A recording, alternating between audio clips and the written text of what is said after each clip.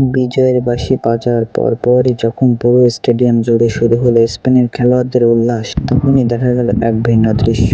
সবাই যখন ট্রফি উদযাপনে ব্যস্ত, ঠিক তখনই লামিন ইয়ামাল নিজে থেকে এগিয়ে গেলেন লিওনেল মেসির দিকে। হতাশা আর বিষাদে স্তব্ধ হয়ে দাঁড়িয়ে থাকা মেসিকে তিনি শক্ত করে জড়িয়ে ধরলেন, বুকে বুক মিলিয়ে পিঠে আলতো চাপড় দিয়ে যেন বললেন, আপনিই আমার অনুপ্রেরণা। এই একটি মুহূর্তই ফুটবলকে আবারও প্রমাণ করল, প্রতিদ্বন্দ্বিতা মাঠে থাকে, কিন্তু সম্মান ও ভালোবাসা থাকে হৃদয়ে। আজ থেকে প্রায় 19 বছর আগে ছোট্ট শিশু লামিন ইয়ামালকে একটি প্ররোচনামূলক ফটোশুটে কোলে নিয়ে গোসল করাচ্ছিলেন তরুণ লিওনেল মেসি। তখন কেউ কল্পনাও করতে পারেননি সেই শিশুটি একদিন বিশ্ব ফুটবলের সবচেয়ে বড় মঞ্চে মেসির প্রতিপক্ষ হয়ে দাঁড়াবে। সময়ের চাকা ঘুরে আজ ইতিহাস যেন নিজেই নিজের গল্প লিখল।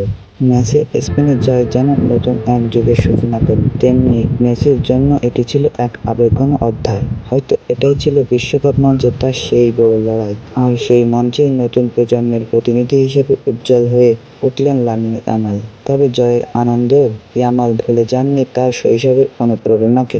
ম্যাচ শেষে মেসিকে আলিঙ্গন করার দৃশ্যটি প্রমাণ করে তার কাছে মেসি শুধু একজন প্রতিপক্ষ নন, তিনি একজন কিংবদন্তি, একজন আদর্শ। ফুটবলের ইতিহাসে কিছু মুহূর্ত থাকে যেগুলো ট্রফির চেয়ে বেশি মূল্যবান। মেসি ও ইয়ামালের এই আলিঙ্গন ঠিক তেমনই একটি মুহূর্ত।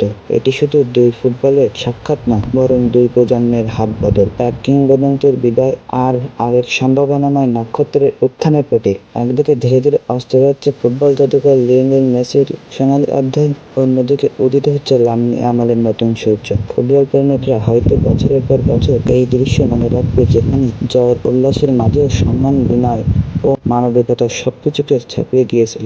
এমন মুহূর্তে মনে করিয়ে দেয়, ফুটবল শুধু 90 মিনিটের খেলা নয়, এটি আবেগ, ইতিহাস, শ্রদ্ধা ও প্রজন্ম থেকে প্রজন্মে সম্মানের উত্তরাধিকার বহন করার এক অনন্য গল্প।